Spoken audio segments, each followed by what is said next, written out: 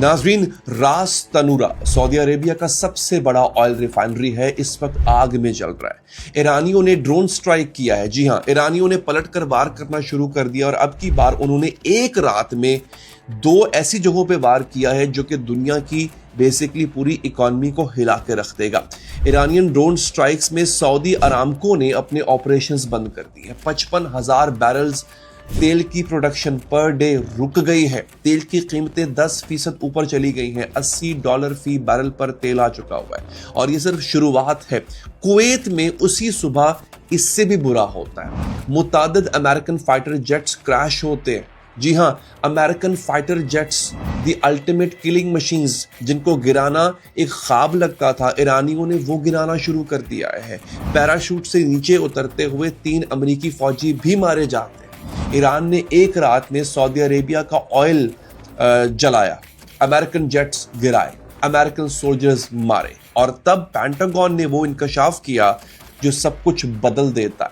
वो कहता है कि कोई इंटेलिजेंस नहीं थी कि ईरान पहले हम पे हमला करने वाला है और इस वजह से, इस इंकशाफ से जो इंसान फंसने जा रहा है वो खुद डोनाल्ड ट्रंप है। डोनाल्ड ट्रंप ने कहा था कि इमिनेंट थ्रेट है, फौरी खतरा है। पेंटागन ने कांग्रेस को यह बताया है कि कोई थ्रेट नहीं थी, हमें ईरान से अगले 10 साल तक कोई थ्रेट नहीं थी। तो दोस्तों, अब हम समझेंगे कि ईरान का जो ऑयल वेपन स्ट्रैटेजी है वो क्या है। ईरान क्यों अरामको को निशाना बना रहा है, क्यों वो ऐसी हब्स को निशाना बना रहा है जहां से दुनिया की इक्तसादियात कंट्रोल होती है। अमेरिकन डिफेंसेस क्यों फेल हो रहे हैं और पेंटागन ने ट्रंप को कैसे एक्सपोज किया है। नाज़रीन, सबसे पहले समझते हैं कि रास तनूरा पर क्या हुआ। रास तनूरा है क्या।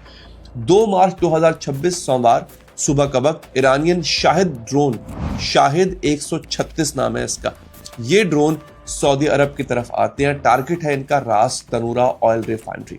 अच्छा, अब याद रहे कि ये ड्रोन जो है ये कोई इतनी कमाल की किलिंग मशीन नहीं है। ये स्लो होते हैं, इनकी रफ्तार मिसाइल की निस्बत बहुत स्लो होती है, लेकिन चूंकि इतनी ज्यादा तादाद में होते हैं, सस्ते होते हैं, तो ईरान एकदम ही बहुत सारे ड्रोन छोड़ देता है। इनको रोकना मुश्किल हो जाता है। अब रास तनूरा क्या है, ये आप जरा समझिए इस बात को। सऊदी अरेबिया का सबसे बड़ा ऑयल रिफाइनरी है, दुनिया का सबसे बड़ा ऑयल एक्सपोर्ट टर्मिनल में से एक है। पर्शियन गल्फ के साहिल पे है और जो मशरकी प्रोविंस है, मशरकी सूबा, ईस्टर्न प्रोविंस, वहां पर वाक़ है। दोस्तों, अब बात करते हैं नंबर्स की। 5,50,000 barrels per day refining capacity है इसकी।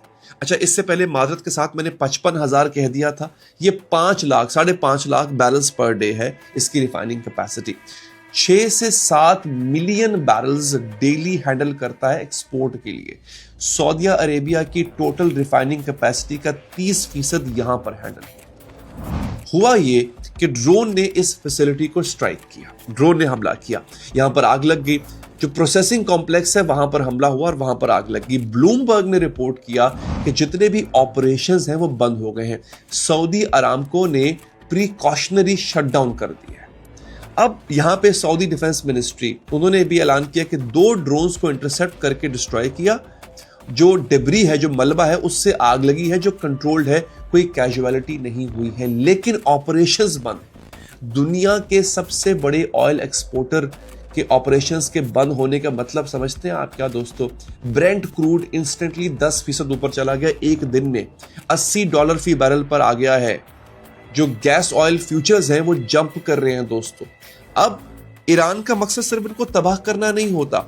अगर आप वहां पे एक पटाखा भी चला दें और उसके ऑपरेशंस बंद हो जाएं, तो जो इकोनॉमी को नुकसान पहुंचता है वो उतना ही बड़ा नुकसान होता है जैसे आप किसी जगह को धमाके से उड़ा दें। ईरान ने बराह रास्त गल्फ एनर्जी इंफ्रास्ट्रक्चर को टारगेट किया। पहले हौसीज करते थे, यमन से करते थे, अब ईरान खुद कर रहा है दोस्तों। 2019 को याद कीजिए। अब कैक और खुरैस, ये 2 इलाके थे, इन पर अटैक होता है, हौसी शामिल होते। सऊदी अरेबिया की आधी ऑयल प्रोडक्शन टेम्परेरीली खत्म हो गई थी। ऑयल की कीमतें, तेल की कीमतें 15 से 20% बढ़ गई थी एक दिन के अंदर। दुनिया की सबसे बड़ी ऑयल प्राइस स्पाइक है सिंस गल्फ वॉर 1990 में इतनी बड़ी स्पाइक हुई थी तेल की कीमतों में, उसके बाद 2019 में हुई थी। फिर ईरान का मकसद क्या है? ये देखें, ये सिर्फ एक रिफाइनरी पर अटैक नहीं है, ये मैसेज होता है कि हम तुम्हारी इकोनॉमी को यरगमाल बना सकते हैं। अब ऑयल वेपन स्ट्रेटजी की बात करते हैं। अब ये समझिए कि ईरान की ये स्ट्रेटजी कैसे काम करती है। ऑयल वेपन है क्या? ईरान कन्वेंशनल वॉर में अमेरिका को सीधा जवाब नहीं दे सकता, नहीं लड़ सकता, ये बात तय है। लेकिन जो तेल की मार्केट है, तेल की मंडियां हैं, उनको वो हथियार के तौर पे इस्तेमाल कर सकता है। देखिए, जंग सिर्फ बंदूकों से नहीं, ऐसे भी लड़ी जाती है। ये काम कैसे करता है, इसका स्टेप 1 समझिए। क्रिटिकल एनर्जी इंफ्रास्ट्रक्चर पे अटैक करो, जैसे रास टनूरा है, ऐसी फैसिलिटीज है। टैंकर के आने जाने के जो रूट है उस पर अटैक करो, और बहरे हुर्मुज़ तो है ही, उन्होंने बंद कर दी। Step number 2, global oil prices spike करवा दो, यानी आलमी मंडी में तेल की कीमतें बढ़वा दो। 80 से 100, 100 से $120 ऊपर ले जाओ। स्टेप नंबर 3, अमरीकी इत्तेहादी जितने भी हैं उनकी इकोनॉमीज को हर्ट करो। Europe, Japan, south Korea, India, ये सब इंपोर्टेड ऑयल पे मुनहसर है। ये सब ऑयल इंपोर्ट करते हैं तो इनकी इकोनॉमी चलती है, इसको डिसरप्ट कर दो। स्टेप नंबर 4, प्रेशर क्रिएट करो।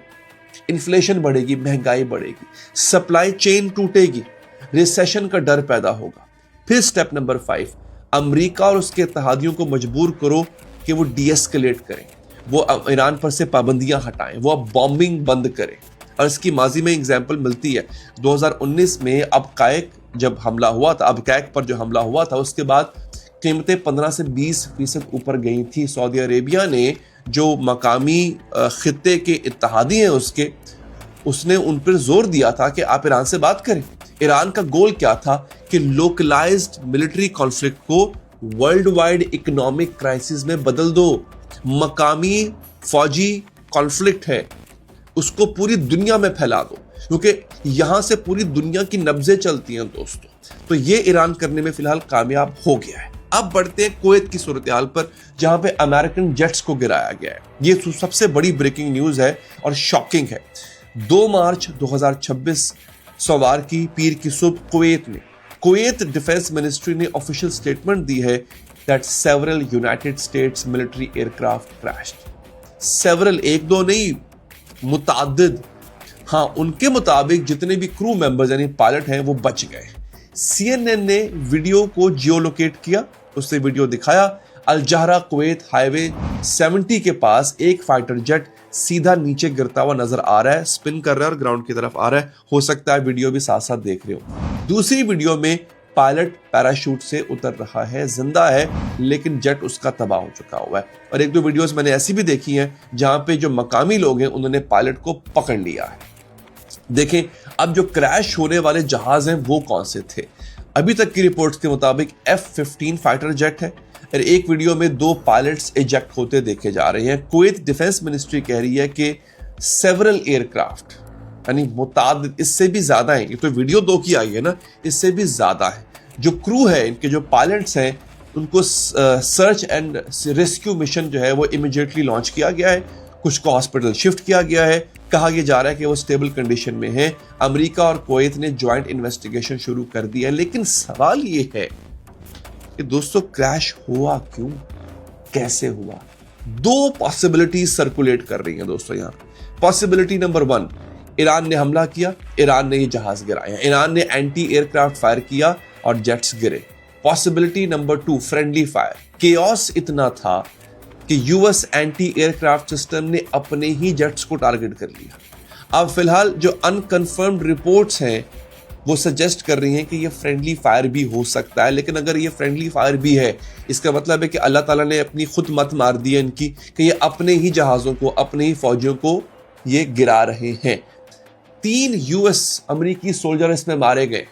इससे पहले यूएस सेंट्रल कमांड ने कंफर्म कर दिया था कि 3 US army logistic soldiers Kuwait में मारे गए हैं और 5 जख्मी हैं। ये अमेरिका की पहली कैजुअलिटी है इस जंग में दोस्तों।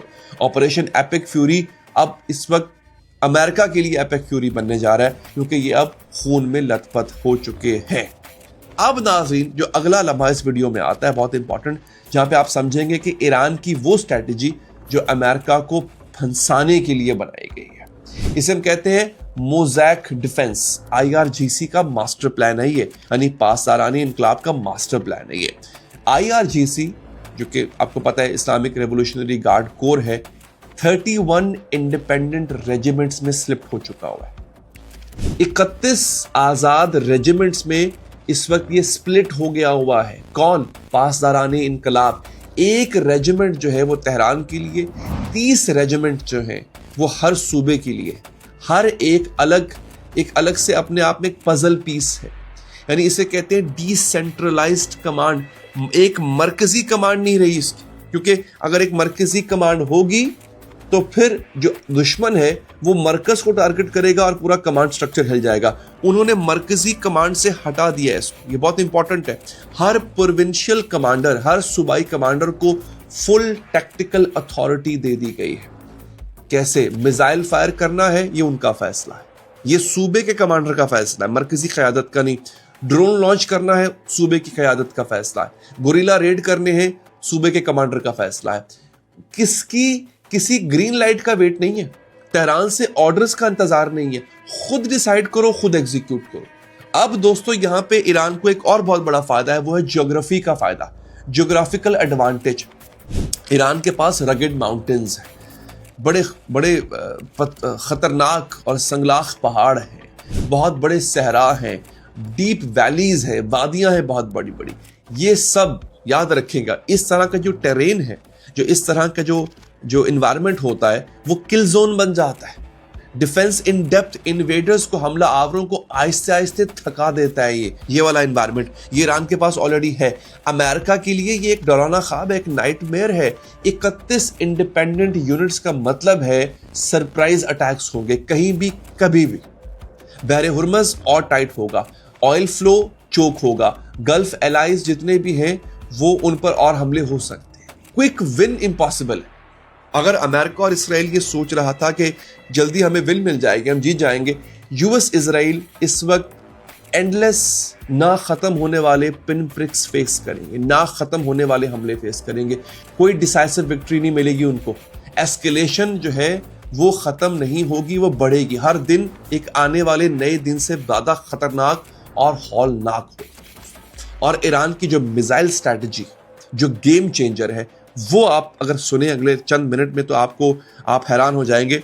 मैं स्ट्रैटेजी का ब्रेक डाउन करता हूं आपके सामने कि ईरान की जो मिसाइल स्ट्रैटेजी है उसका ब्रेक डाउन कैसे होता है। अच्छा, सबसे पहले तो ब्लाइंड करो, रडार इंस्टॉलेशंस को डिस्ट्रॉय करो, यूएस फोर्सेस की आंखें निकाल दो। यानी अमेरिका जिन आंखों से देखता है रडार, उसको डिस्ट्रॉय करो। ये उसकी missile strategy. Step number 2, swarm attack. Low cost drones fire करो, लो एंड मिसाइल्स फायर करो, एक साथ बहुत सारे। वेस्टर्न डिफेंसेस का प्रॉब्लम क्या है दोस्तों?